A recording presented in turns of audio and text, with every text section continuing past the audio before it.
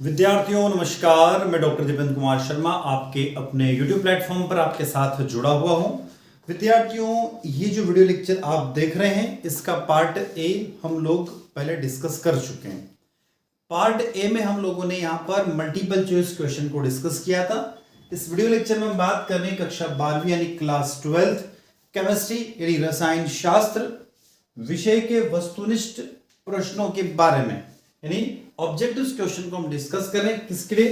माध्यमिक शिक्षा मंडल भोपाल के विद्यार्थियों के लिए, फॉर स्टूडेंट ऑफ माध्यमिक शिक्षा मंडल भोपाल यानी एमपी बोर्ड के विद्यार्थियों के लिए। विद्यार्थियों, आप इन सभी क्वेश्चंस को, इससे पहले वाला जो वीडियो पार्ट ए आया था लगभग आधे घंटे का वीडियो लेक्चर था, उसमें इन सब प्रश्नों को हमने डिस्कस कर लिया था। लगभग वहां पर हमने 200 के लगभग प्रश्नों को डिस्कस किया था। अब हम उसके आगे चल रहे हैं, नेक्स्ट पार्ट में चल रहे हैं। यहां पर हम वन वर्ड और मैच द कॉलम की बात करेंगे, यानी एक शब्द में जो प्रश्न आएंगे उनके बारे में डिस्कस करेंगे और एक प्रश्नों के बाद में बात करेंगे यहां पर मैच द कॉलम यानी कि सही जोड़ी जो बनाई जाती है उन प्रश्नों को डिस्कस करने वाले हैं। तो इसमें हम उन महत्वपूर्ण प्रश्नों को डिस्कस करने जा रहे हैं जो कि प्रीवियस ईयर मतलब पहले कुछ 10 वर्षों में 12 वर्षों में उनमें से प्रश्न पूछे जा चुके हैं और अभी जो आपकी वर्तमान में परीक्षा संचालित होगी उसके लिए भी वो प्रश्न महत्वपूर्ण होंगे।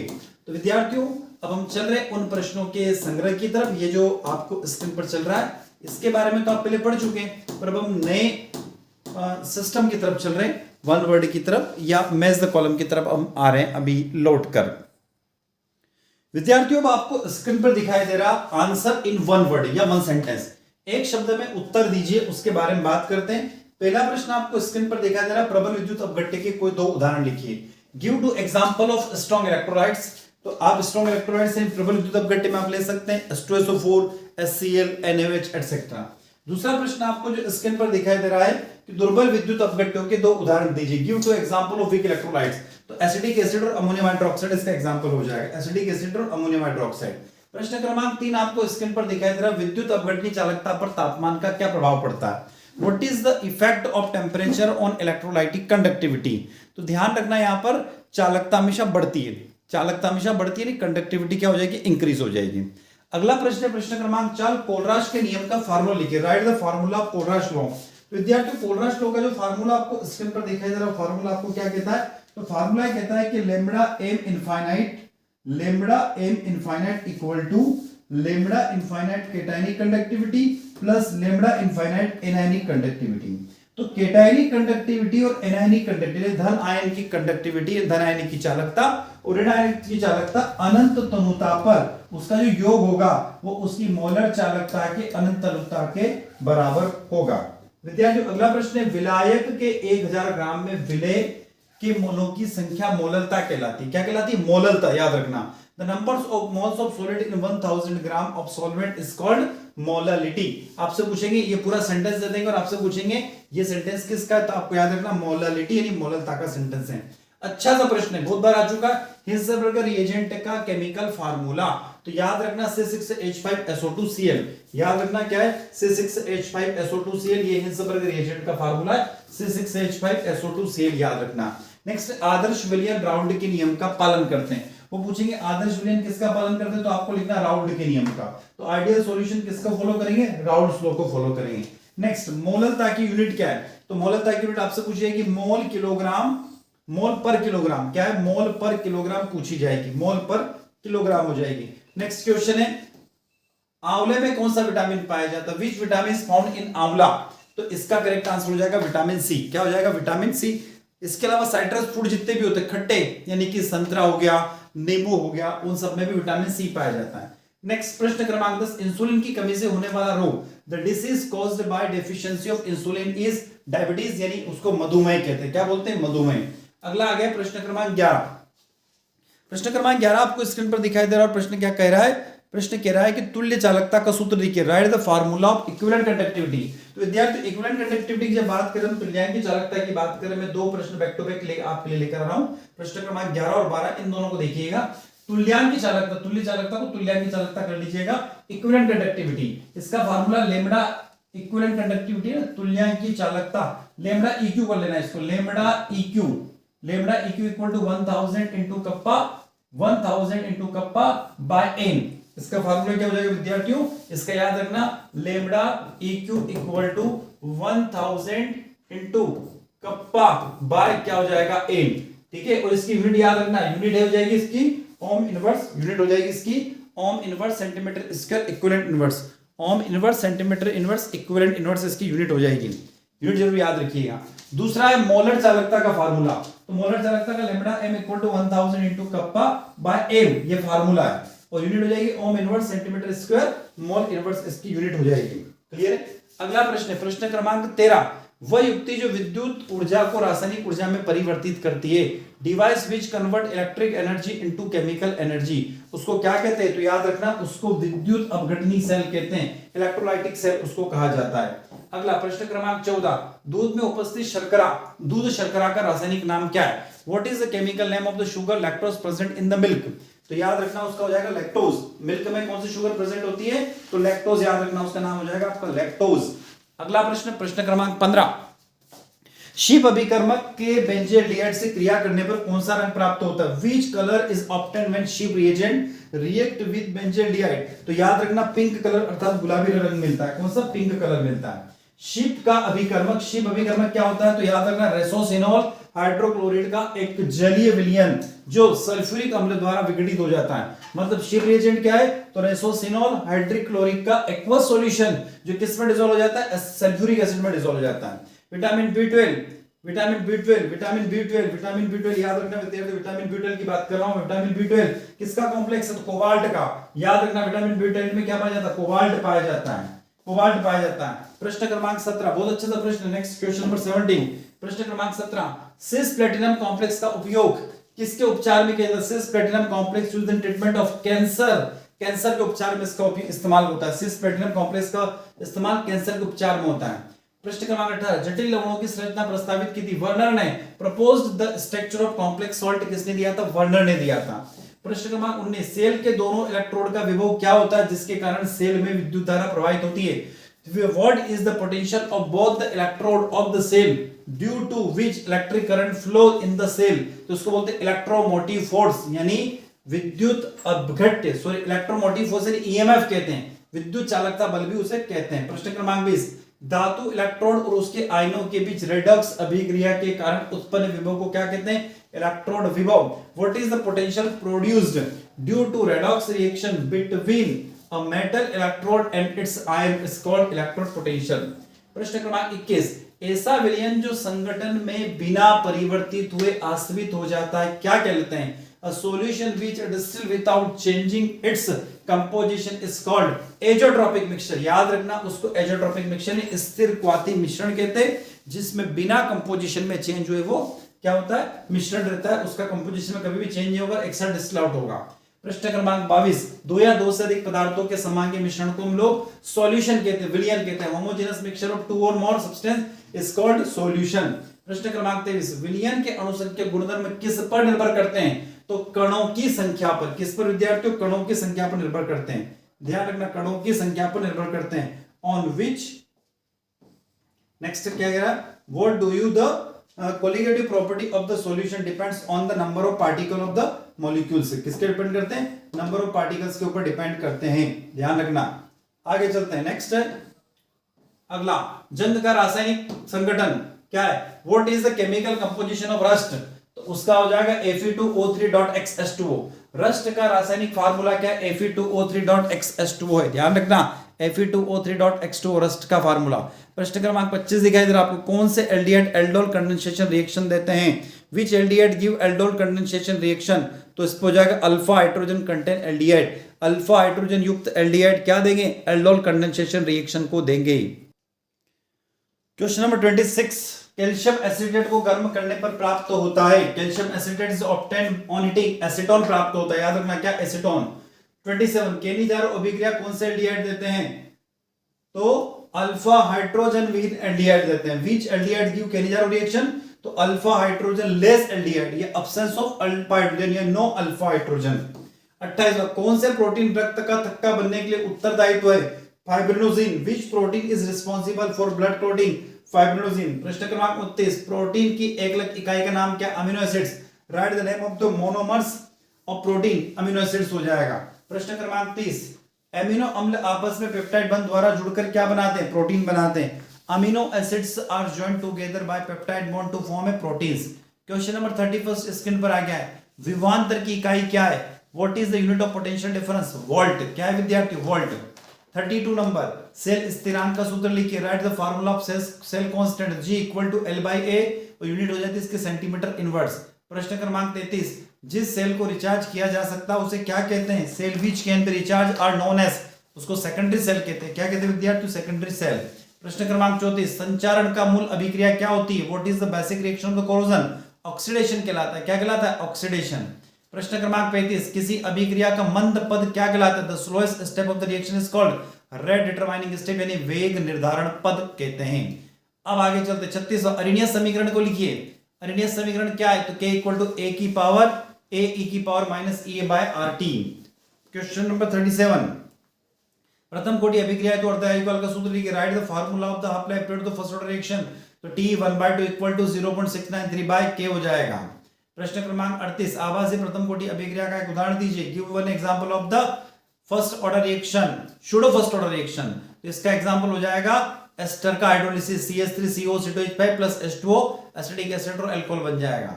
प्रश्न क्रमांक 39, विकृतीकरण प्रोटीन की किस रचना को प्रभावित नहीं करता है? Denaturation does not affect which structure of protein?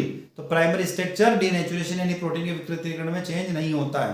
प्रश्न क्रमांक 40, अमीनो की सारी प्रकृति नाइट्रोजन परमाणु पर उपस्थिति के कारण होती है।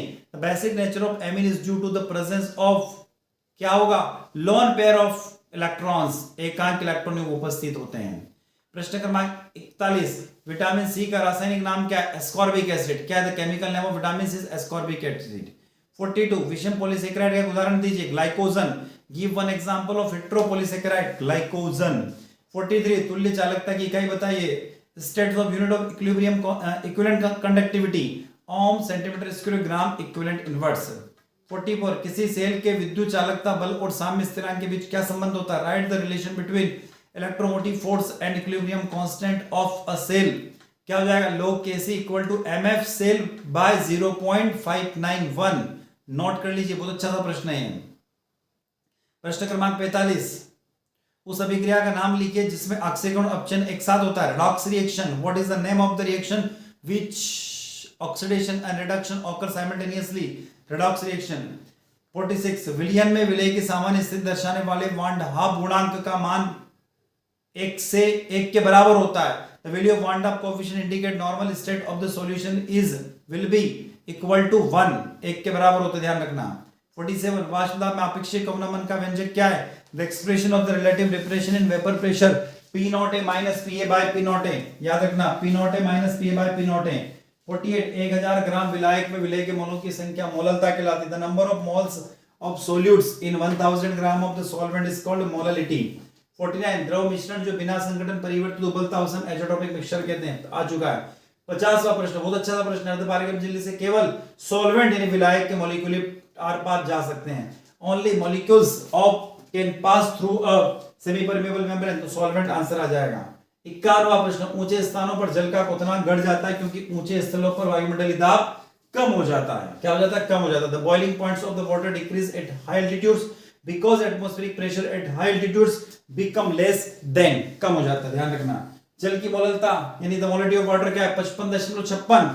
इसको करेक्ट कर लेना, करेक्ट कर लेना, इसको करेक्ट कर लीजिएगा विद्यार्थियों। क्या हो जाएगी? 55.56, ठीक है, 55.56 करेक्ट आंसर होगा। 53वां बहुत बढ़िया प्रश्न फैला चुका है। सोडा वाटर सॉल्यूशन है। Soda water is gas and liquid, gas का द्रव में विलयन है, ठीक है। 1 लीटर विलयन में उपस्थित विलय के मोलों की संख्या को मोलरता कहते हैं। The numbers of moles of solid present in the molar of the solution is called molality. Next 55वां, H2O plus C2H5 water plus alcohol का 95.4% जो सॉल्यूशन होगा वो अनादर्श विलयन विचलन को धनात्मक दर्शाता, धनात्मक पॉजिटिव रहता है अनादर्श विलयन में भी। The 95.4% non ideal solution of water and alcohol show deviation, तो पॉजिटिव डेविएशन शो करता है। 56वां, अधिकांश अभिक्रियाओं का ताप गुणांक किसके मध्य होता है? 2 to 3 times. Maximum reaction temperature coefficient in between 2 to 3 times, 2 से 3 गुना। 57, एक प्रथम कोटि अभिक्रिया 32 मिनट में 75% पूर्ण होती है, यानी फर्स्ट ऑर्डर रिएक्शन 32 मिनट्स में 75% कंप्लीट होती है, तो 50% कंप्लीट होने में कितना टाइम लगेगा? तो 16 मिनट यानी 16 मिनट लगते हैं, याद रखना है इसको। 58 एक यौगिक का ऊष्मीय अपघटन प्रथम कोटि का है। यदि यौगिक के एक नमूने को 120 मिनट में 50% अपघटन होता है तो 90% अपघटन में कितना समय लगेगा? लगभग 480 मिनट। याद रख लेना इसको ऐसा कैसे। The thermal decomposition of the components of the first order is if 50% decomposition of the sample of the components occur in 120 minutes, then how much time will be take for 90% decomposition? About 480 times. Question number 59, जब ताप में वृद्धि होती है तो अभिक्रिया का दर बढ़ जाता है, इसका कारण क्या है? तो संगठनों की संख्या में वृद्धि होना। When the temperature increase, the rate of the reaction increase. The reason for this is the number of component increases, the number of collision increases भी हो जाएगा।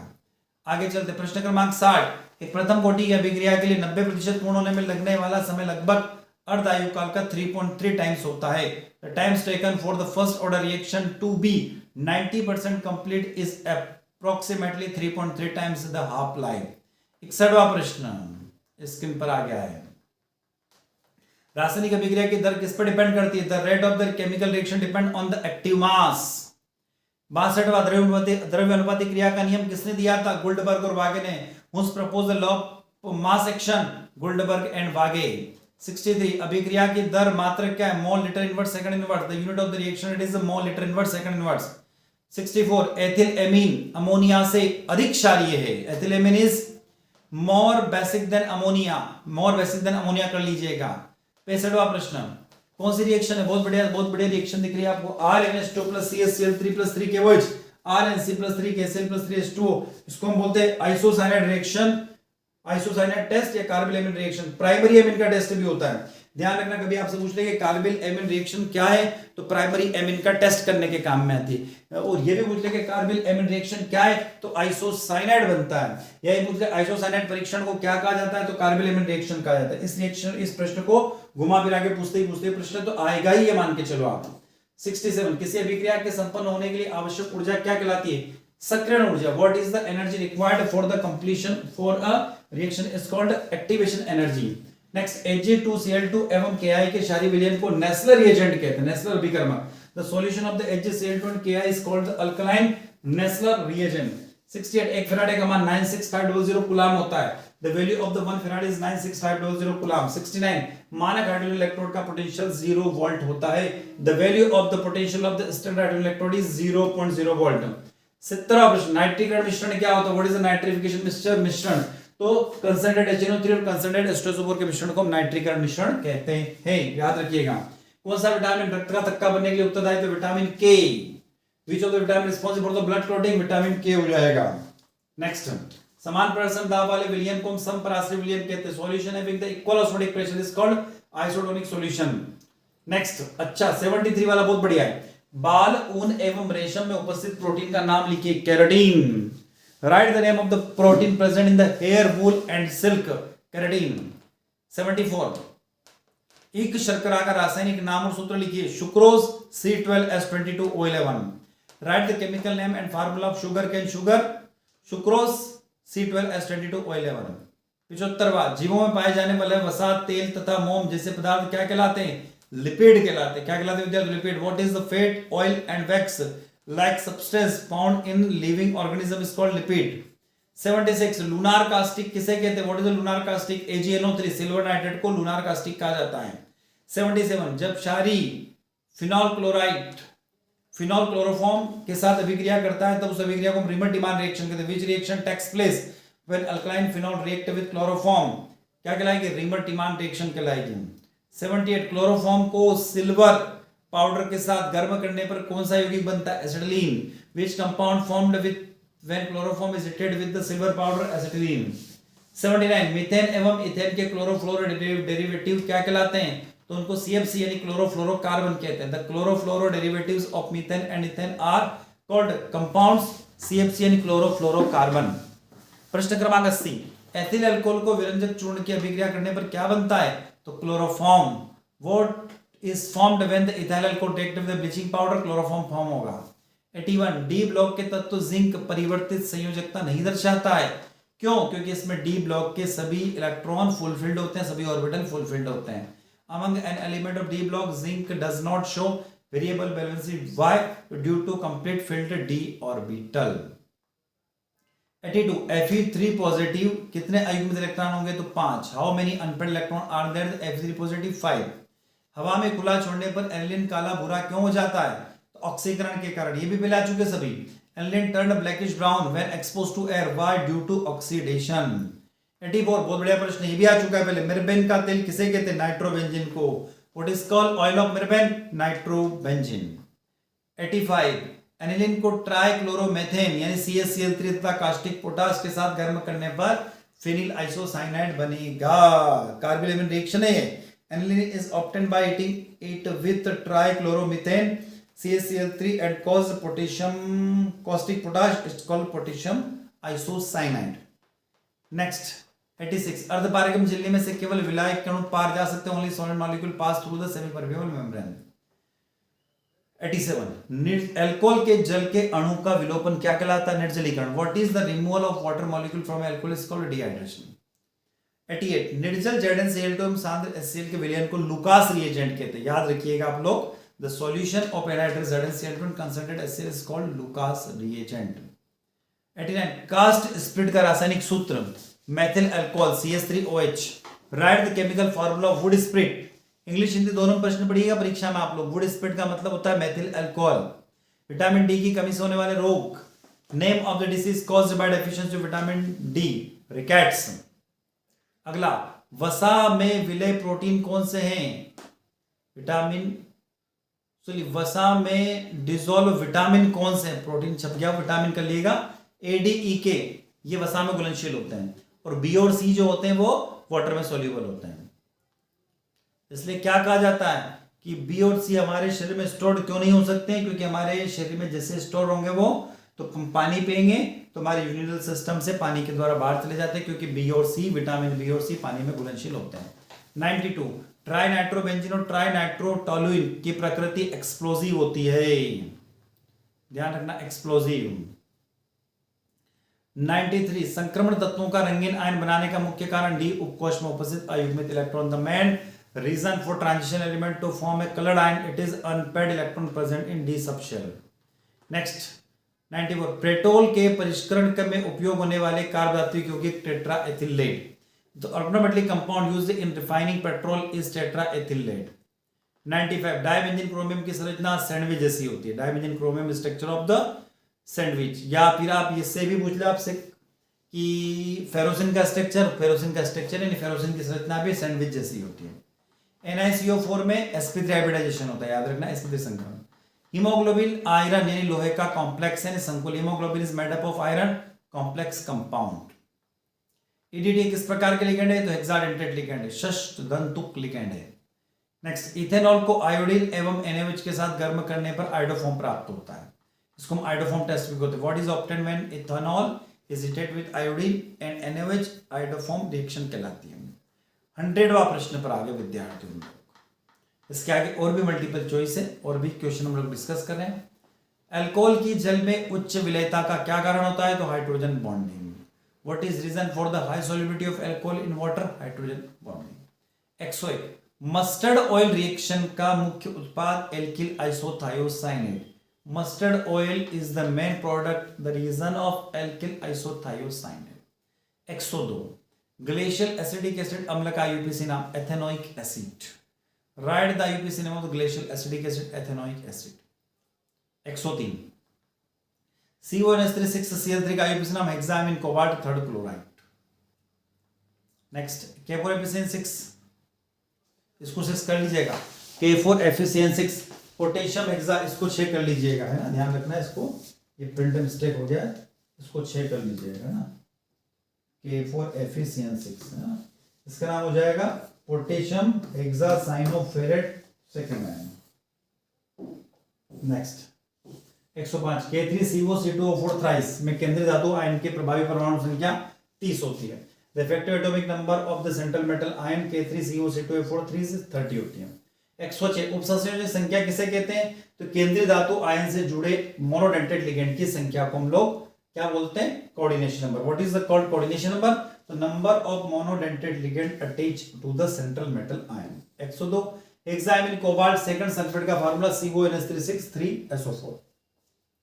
DDT का रासायनिक नाम dichloro diphenyl trichloroethane. Write the chemical name of DDT, dichloro diphenyl trichloroethane. 109.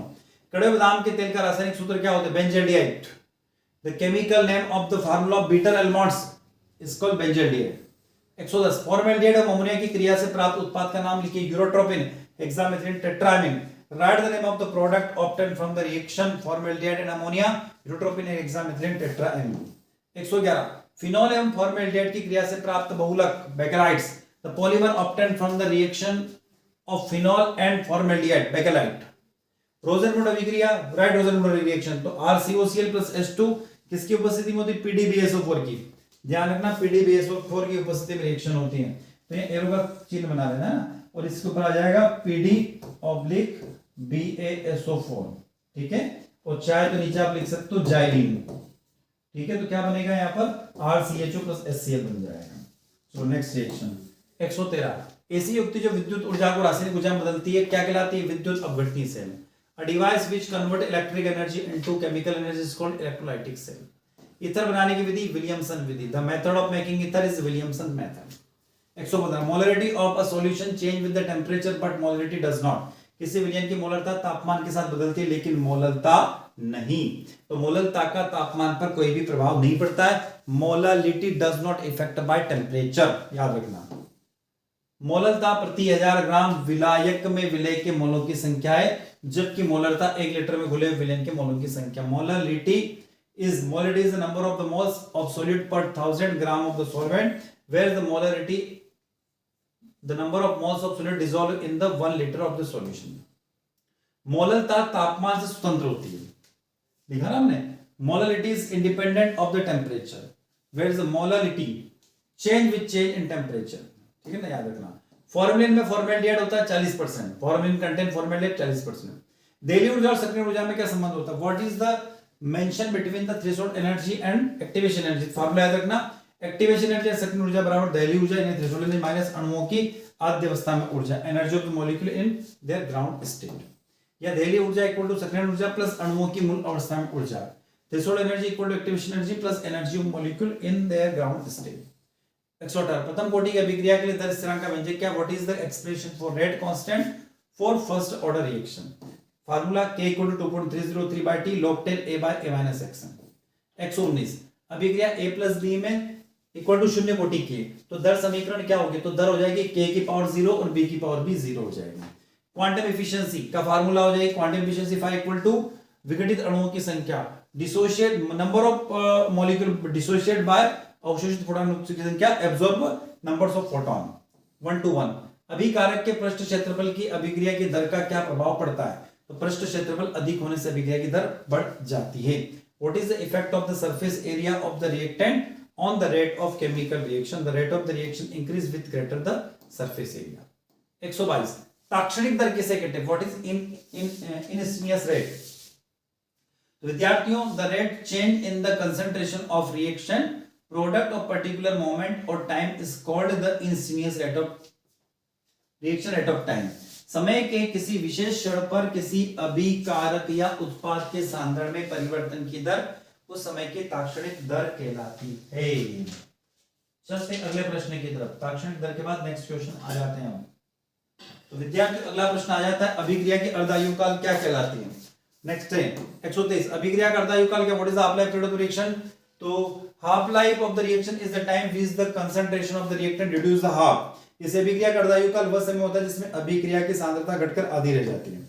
देली ऊर्जा को समझाइए. Explain threshold energy. ऊर्जा की उस न्यूनतम मात्रा को देली ऊर्जा कहते हैं जो उन अणुओं के पास होती है जो प्रभावी कारकों द्वारा अभिक्रिया को संपन्न करते हैं. Minimum amount of energy that is possessed by the molecules which carry out the reaction by effective factors is called threshold energy. तीव्र अभिक्रिया किसे कहते हैं? What is water fast reaction? वे अभिक्रियाएं जो 10⁻⁹ सेकंड अथवा उससे भी कम समय में संपन्न होती है उसे तीव्र अभिक्रिया कहते हैं. The reaction which are the complete in 10⁻⁹ second और even less than that are called fast reaction. 126. शून्य कोटि की अभिक्रिया के लिए T1/2 किसके समानुपाती होगा? For zero order reaction T1/2 is proportional to initial concentration. अब आ जाते हैं मैच द कॉलम की तरफ। पहला match the column molarity unit mole पर लीटर, याद रखना मोलरिटी, ये मोलरिटी है, ये मोलरिटी, ये मोलरिटी, मोलरता, ये मोललता, मोललता का मोल पर किलोग्राम, नॉर्मलता ग्राम इक्विवेलेंट पर लीटर, याद रखना। जीरो ऑर्डर रिएक्शन की यूनिट क्या है? शून्य कोटि अभिक्रिया की यूनिट है mole litre inverse second inverse. प्रथम कोटि अभिक्रिया की सेकंड इनवर्स, सेकंड कोटि अभिक्रिया की mole inverse litre second inverse, third कोटि की मोल की power -2 litre square second inverse. ROR किसका फार्मूला? ईथर का। परिशुद्ध एल्कोहल यानी कि उसको हम बोलते हैं रेक्टिफाइड स्पिरिट, उसको बोलेंगे azeotropic mixture. Spirit of wine, spirit of wine alcohol होता है, इथाइल अल्कोहल होता है। 1 डिग्री 2 डिग्री 3 डिग्री अल्कोहल का डिफरेंशिएट कौन करेगा? लुकास रिएजेंट करेगा। पिक्रिक एसिड का पूरा नाम होता है 2.6 ट्राइनाइट्रोफिनॉल। रोसेनवुड रिएक्शन में कैटलिस्ट आता है PD/BSO4। Tollens reagent weak oxidizing agent कहलाता है, ठीक है। क्या है? Alkaline ammoniacal silver nitrate solution, ammonium silver nitrate का क्षारीय विलयन कहलाता है। यूरोट्रोपिन, यूरोट्रोपिन बनाने के लिए आपको फॉर्मेल्डिहाइड और अमोनिया की रिक्वायरमेंट होती है। आयोडोफॉर्म परीक्षण में किसकी जरूरत होती है? एसीटोन की जरूरत होती है, CH3COCH3। नेक्स्ट, फॉर्मेल्डिहाइड की NaOH से अभिक्रिया कौन सी कहलाती है? Cannizzaro reaction. शुद्ध जल की molarity molarity of pure water 55.56 है। ग्लूकोज C6H12O6 को हम ग्लूकोज भी बोल सकते हैं, एल्डोएक्सोज भी बोल सकते हैं। प्राइमरी एमिन का formula RnH2।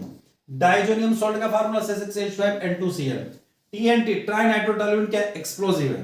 Carbonyl test primary amine के लिए काम में आती है। हॉफमैन ब्रोमाइड रिएक्शन एमाइड के लिए काम में आती है। हिंसबर्ग एजेंट का फार्मूला C6H5SO2Cl। मेथिल आइसोसाइनेट क्या बनता है? तो इसकी स्मेल होती है मस्टर्ड लाइक स्मेल, सरसों के तमाम गंध। Sucrose disaccharide, starch polysaccharide. Vitamin C ascorbic acid है, विटामिन सी एस्कॉर्बिक एसिड। दूध शर्करा लैक्टोज, मिल्क शुगर क्या? Lactose. Vitamin K clotting of blood, रक्त का थक्का जमना। Uracil base, RNA। DNA क्या है? Career, genetic career. DNA क्या है? Genetic carrier. अमीनो एसिड्स ड्यूटेराइन। Glycogen heteropolysaccharide. Hofmann bromide reaction primary amine, प्राथमिक amine. Milk sugar lactose, sucrose C12H22O11, aldohexose मतलब glucose. Hinsberg reagent C6H5SO2Cl।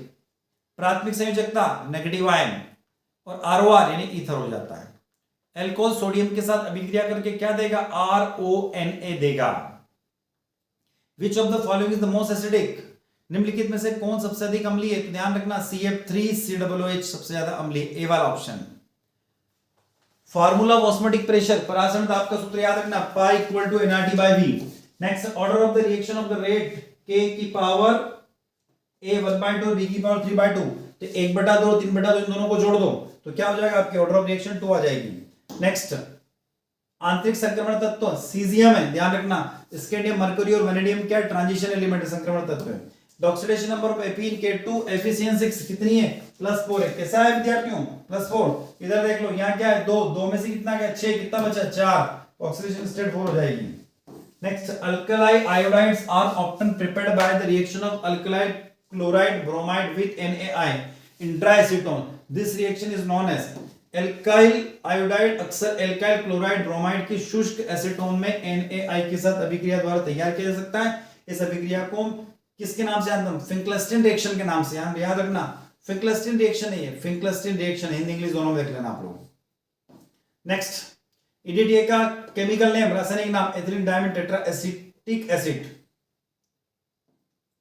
Next, anisole react with concentrated H2SO4 and HNO3 to yield a mixture of. Anisole सांद्र H2SO4 और HNO के साथ अभिक्रिया करने पर क्या देता है? तो ऑर्थोपेरा नाइट्रो एनिसोल देता है, ध्यान रखना। Methyl amine is more basic than ammonia. Methyl amine ammonia से अधिक क्षारीय है। Chemical name of vitamin B2 riboflavin. Vitamin B2 का रासायनिक नाम राइबोफ्लेविन कहलाता है। पानी की मोलरता 55.56 होती है। The value of potential standard hydrogen electrode is 0.04। मानक हाइड्रोजन इलेक्ट्रोड का विभव कितना होता है? 0 होता है, ध्यान रखना। Na2 पॉजिटिव का कलर हमेशा ध्यान रखना ग्रीन यानी हरा होता है। DDT का रासायनिक नाम डाइक्लोरो डाइफिल ट्राइक्लोरो इथेन, पहले भी आ चुका है। कपलिंग रिएक्शन का रासायनिक formula C6H5 N2Cl plus C6H5OH। मिरबेन का तेल नाइट्रोबेंजीन को कहते हैं। प्रोटीन का मोनोमर का नाम अमीनो एसिड्स। मोलर कंडक्टिविटी का formula lambda m equal to kappa into v, याद रखना। शून्य क्रम में अभिक्रिया की दर की इकाई क्या है? Mole, litre inverse, second inverse होती है। इसके लिए हम electronic configuration 4:31। Enzyme which change the conversion of glucose to ethanol, वह एंजाइम जो ग्लूकोज को एथेनॉल में परिवर्तित कर सकता है, जाइमेज एंजाइम कहलाते हैं, ध्यान रखना, zymase. In human blood carbohydrate is store, मानव शरीर में कार्बोहाइड्रेट कहां संग्रहित होता है? In the form of glycogen, glycogen के रूप में। मानव रक्त में कौन सी शर्करा अधिकतम मात्रा में मौजूद होती है? Which sugar present in the maximum amount in the human blood, क्या होती है? डी ग्लूकोज, याद रखना, D glucose. Amount of glucose in blood is determined by the Benedict solution, याद रखना, रक्त के में ग्लूकोज की मात्रा किसके द्वारा निर्धारित होती है?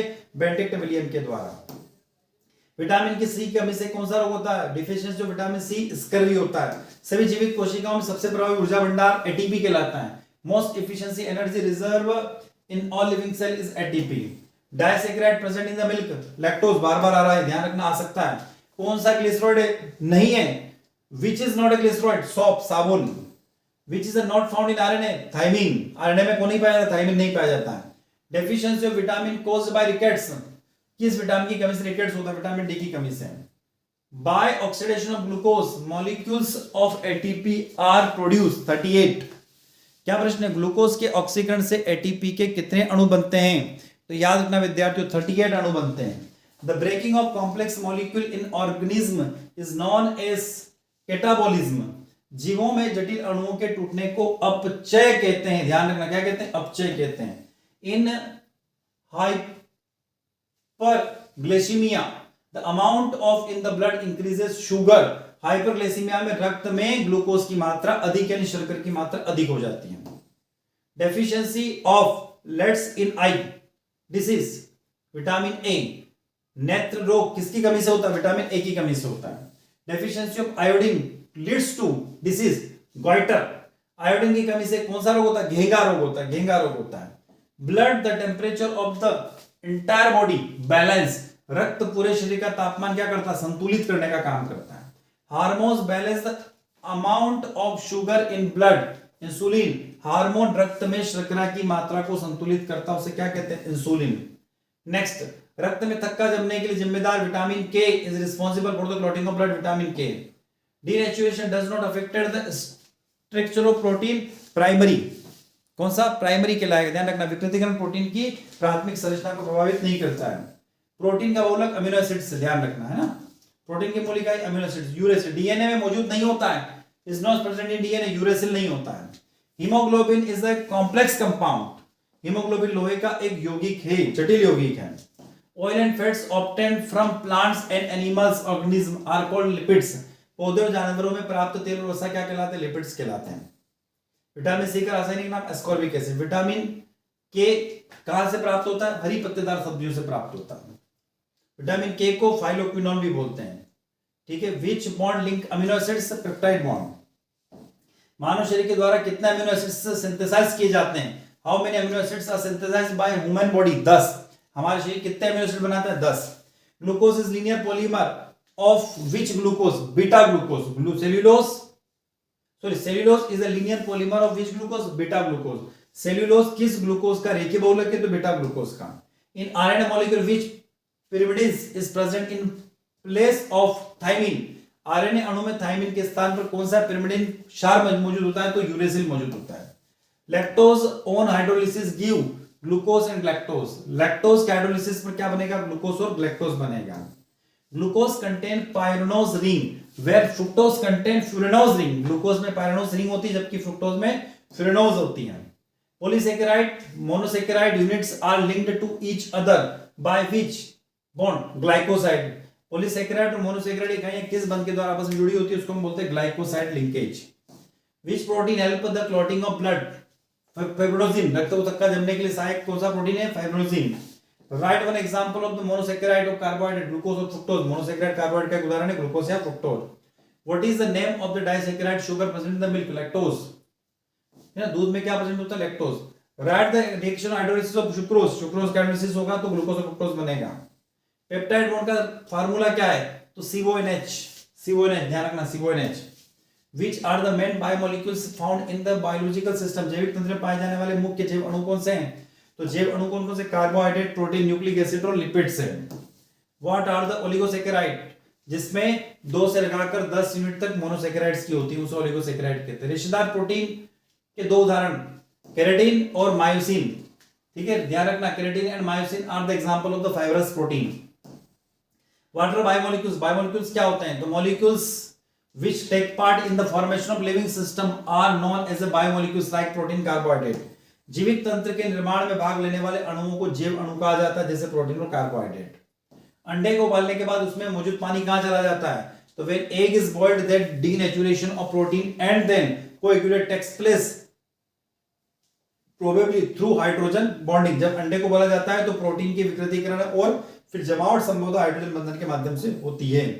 Water present in the egg gets absorbed or adsorbed during denaturation and disappear in this process the globular protein in egg change in insoluble fibrous protein। अंडे में मौजूद पानी विकृतीकरण के दौरान अवशोषित या अधिशोषित हो जाता है और गायब हो जाता है। इस प्रक्रिया में अंडे में मौजूद गोलाकार प्रोटीन अघुलनशील रेशेदार प्रोटीन में चेंज हो जाता है। विटामिन सी हमारे शरीर में क्यों नहीं जम सकता है?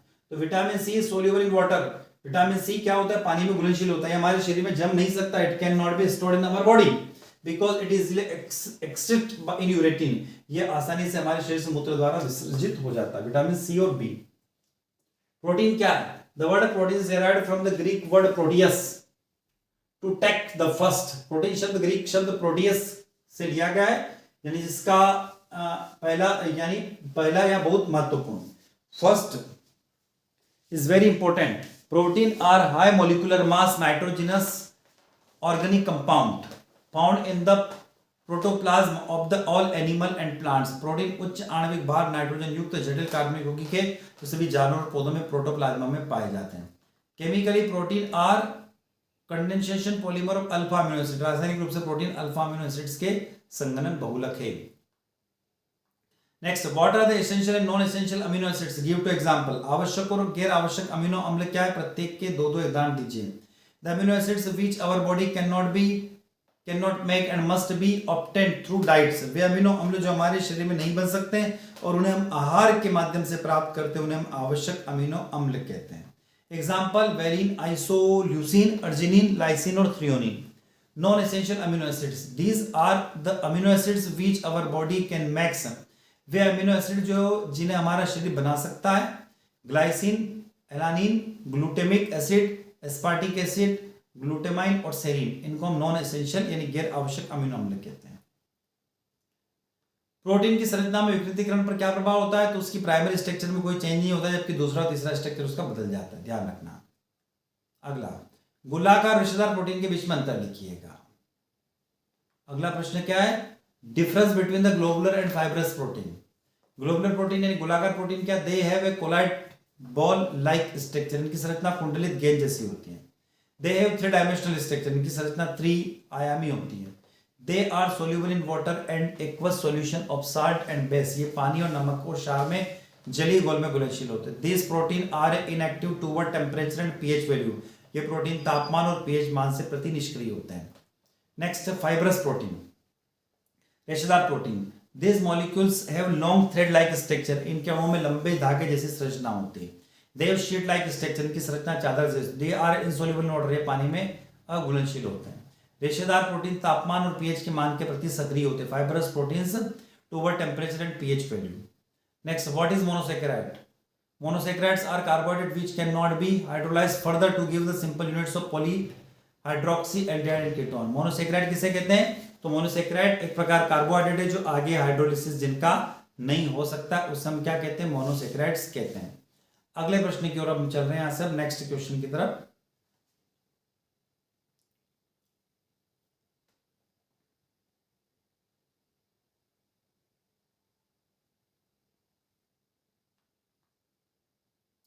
अगला प्रश्न आ रहा, पेप्टाइड लिंकेज याद रखिएगा, आप लोग ध्यान रखिएगा। न्यूक्लिक एसिड को भी पढ़ लीजिएगा एक बार। अब आ गया हूं मैं विटामिन के पास। विटामिन शरीर में समुचित कार्य के लिए आवश्यक जैविक यौगिक होते हैं। Vitamin are the organic compound that are essential for the proper functioning of the body, जिन्हें शरीर पर्याप्त मात्रा में स्वयं उत्पन्न नहीं कर सकता। They body can not be produce them in sufficient quantity, जिन्हें हम अपने डाइट से प्राप्त करते हैं, इन्हें हम हमारे आहार से प्राप्त करते हैं। They we have obtain them from the our diet. हर विटामिन का शरीर में एक विशेष कार्य होता है और इनकी कमी से किसी प्रकार की स्वास्थ्य की समस्या उत्पन्न हो सकती है। विटामिन का महत्व। विटामिन हमारे शरीर में समग्र स्वास्थ्य और विकास के लिए अत्यंत महत्वपूर्ण होते हैं। Vitamin play the very important role in the overall health and the development of body. Vitamin हमारे भोजन को ऊर्जा में परिवर्तित करने, टिश्यू की मरम्मत, रोग प्रतिरोधक क्षमता को बढ़ाने, त्वचा, हड्डी और अन्य अंगों के विकास और रखरखाव में सहायक होते हैं। They help converting our food into energy, repairing tissue, boosting a immune system, growth and maintenance of skin, bones and other organs. इनकी कमी से गंभीर बीमारियां हो सकती हैं। विटामिन दो प्रकार के होते हैं, एक तो वसा में घुलनशील जिनका नाम है ADEK फैट सोल्यूबल, और वाटर में सोल्यूबल B और C, ध्यान रखना। अब ये नाम आ रहे, विटामिन ए का नाम रेटिनॉल, याद रखना नाम इनके। Vitamin C ascorbic, vitamin D calciferol, vitamin E tocopherol, vitamin K phylloquinone. अब आते हैं B कॉम्प्लेक्स की तरफ। Vitamin B1 thiamine, B2 riboflavin, vitamin B3 niacin, B5 pantothenic acid, B6 pyridoxine, B7 biotin, B9 folic acid, B12 cyanocobalamin. और एक महत्वपूर्ण बात, vitamin B7 यानी जो बायोटीन है उसी को विटामिन HB कहा जाता है। तो विद्यार्थियों, ये हमारे यहाँ कुछ हमने मल्टीपल चॉइस क्वेश्चन यानी one word match the column, बहुत सारे क्वेश्चंस को डिस्कस किया।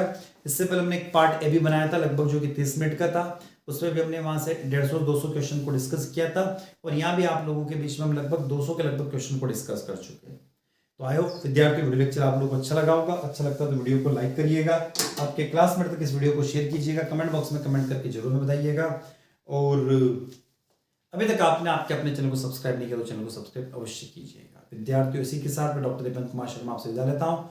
नए वीडियो के साथ पुनः आपसे फिर मुलाकात होगी। जय हिंद, जय भारत। फिर आपसे मुलाकात होगी। जय हिंद।